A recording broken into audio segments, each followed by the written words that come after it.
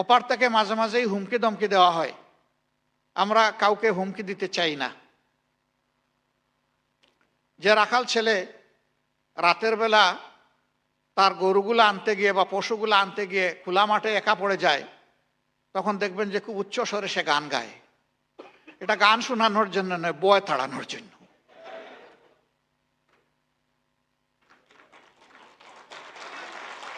আমরা ওই গান শুনতে চাই না। এদেশে ফেসিবাদকে বিদায় দেওয়া হয়েছে। আমরা নতুন কোনো ফেসিবাদ আমরা দেখতে চাই না। তবে ফেসিবাদ একটা ভাইরাস, এটা কোনো ব্যক্তি নয়, ব্যক্তির গায়ে বসে। এটা এই ভাইরাস যাকেই পাবে তাকে ফেসিবাদী বানায় ছাড়বে। তাহলে কথাটা ভুল। ফেসিবাদ বিদায় নেয় নাই, ফেসিবাদীরা বিদায় নিয়েছে, ফেসিবাদে আক্রান্তরা বিদায় নিয়েছে।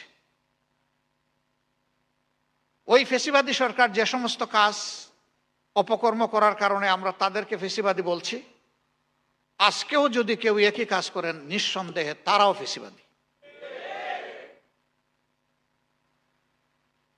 যেই কাজটা অন্যের ছেলে করলে আমি বলবো সন্ত্রাসী, একই কাজ আমার ছেলে বললে তাকেও বলতে হবে সেও সন্ত্রাসী। চিকিৎসক বন্ধুগণ, বিশেষ করে এনডিএফ এর ভাই এবং বোনেরা, জুলাই আফসার যে আলহামদুলিল্লাহ আপনারা ঐতিহাসিক মানবিক ভূমিকা পালন করেছেন। যারা আহত হয়ে গিয়েছে, আপনারা চাকরির এবং জীবনের ঝুঁকি নিয়ে তাদেরকে সে সময় চিকিৎসা দিয়েছেন। আপনারা চিকিৎসা না দিলে যারা বেঁচে উঠেছে ওরাও হয়তো আমাদেরকে ছেড়ে চলে যেত। এই জন্য আমি জাতির পক্ষ থেকে আপনাদেরকে মোবারকবাদ জানাই, ধন্যবাদ জানাই, কৃতজ্ঞতা জানাই এই গুরুদায়িত্ব পালন করার জন্য। মহিউদ্দিন ভাই কিছু বিষয়ে দৃষ্টি আকর্ষণ করে গিয়েছেন, আমিও তাই করি সবসময়। আসলে রিজেক্ট তো নির্ধারিত, রুজিও নির্ধারিত, কিন্তু এটা হালাল না এটা হারাম, এটা হলো প্রশ্ন।